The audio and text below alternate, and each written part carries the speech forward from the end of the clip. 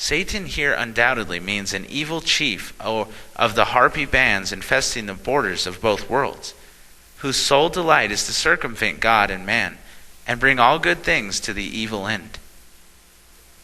Whether this state of things shall continue depends upon God or the devils, but upon man, and his actions, influences, and aspirations. Those ill-meaning ones who live just beyond the threshold often attain their ends to the subtly infusing a semi-sense of volitional power into the minds of their intended victims, so that at last they come to believe themselves to be self-acting, when in fact they are the merest shuttlecocks, bandied about between the battledores of the knavish devils on one side and the devilish knaves upon the other.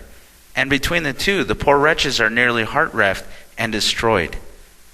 For every ill there is a remedy, God sanctioned and provided, and the only one is in such cases in the regeneration of the rejuvenation of the will, and the repairing therewith of the disrupted sphere. The way that end is accomplished is through the instrumentality of prayer and the persistent exercise of will. No person who is at all reasonable will for one moment believe that any of the profounder mysteries have yet been revealed by the class of spiritual beings who rap, tip, turn tables, and entrance mediums, the effect of all which should only be a mere call to attention and well-regulated minds to a new class of demonstrative evidence of the soul's immortality. When the intercourse between the two worlds shall have become normal, healthful, and regular, the earth's inhabitants may look for light from beyond, of a nature and character far, very far, above aught that yet is come, and that much of the coming light will reach the earth in the same mode as which is herein given must be apparent, because the process is a normal and healthful one, producing satisfaction and content instead of doubt and distrust, as has been the case heretofore. Mankind in either world are as yet only on the borders of the very edges of being and of the knowledge, and men must and will come in rapport with the higher life only by living correct lives below. The first step towards this normal inspiration and enlightenment consists in gaining a complete mastery of the self, the purpose, and the will. The man or woman who believes that any spiritual being may rap, tip, talk out, or write about merely because it is a spirit has not yet left off childish things. In the coming time, men will derive information directly from the soul world, and not by the proxy tables of spirits, as now. The course here recommended is true and only one capable of effecting the redemption and liberation of the obsessed from the terrible thraldom to which, by their own unwise actions, they have been subjected. The evidence of the class alluded to ought to be a prima facie evidence to themselves that their methods of dealing with the dead are not proper ones, nor such as should be adopted by any sane or rational being. Their miseries, as a general thing, are severe enough to excite the pity and commiseration of even a fiend, yet scarce 10 in 100 of these self-immolated victims receive even the poor meed of thanks, much less food and raiment for their toil and pains. By self-abnegation and resignation of the will, they have brought their misery upon themselves, by opening their spheres for the free entrance of whatever apocryphal philosopher or saint, whose identity they can never prove, may choose to accept their invitation, and after displacing their own common sense, substitute a very uncommon kind in lieu thereof. It is only by an assertion of self, of will, a persistence upbuilding and reparation of the shattered fabric of the personal spheres, that the evil can be kept distant and good be attracted and entertained.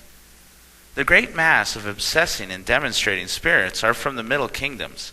Some of them are very powerful, and are scripturally spoken of as princes and powers of the kingdoms of the air. The better class are denizens of the pure soul world, which is far removed from the mid-regions as light is from shadow. It is only by beating them off that mediums can ever hope to regain their self-control, establish a communion with divine city of pure souls, and successfully pass through the body of the double death into the calm, sweet, and holy atmosphere of the blissful regions which exist above. Millions there are, around whose hearts the tendrils of the fondest love do cling, whose happiness is centered in some dear one's heart, and to whom life were a dreary waste and barren, were they deprived of the sweet and cheering presence of the lost one, at least in memory. The question of questions to these is, shall we meet again? Shall the broken links be reunited in the lands beyond the river? When death shall have sealed us apart, come there ever a time when that seal shall be melted, and we loving ones clasp each other in the fond embrace? Such are vital questions to which different answers must be given. One of the secrets which I soon discovered in the soul world was that of consanguinity, although a very strong bond of union between people is by no means the strongest. Those souls are nearest who occupy the same position on the plane of development. Thus, it often happens that brothers and sisters are really less related than the same persons are the most distant strangers.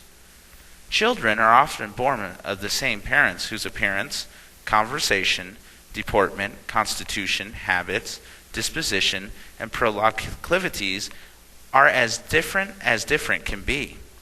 Such relations have nothing in common, save that the monad constituting the soul of each becomes incarnate in the same matrix. That is all. All monads vary.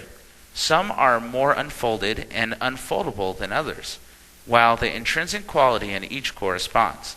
Yet conditions may cause a higher expression of one than the other, or the same one under different circumstances. Thus, a monad, be it never so ripe in itself, is forced to surround itself with certain spiritual and material envelopes, furnished by the Father on its passage from his soul cells to the digestive chamber wherein it clothes itself with corporality.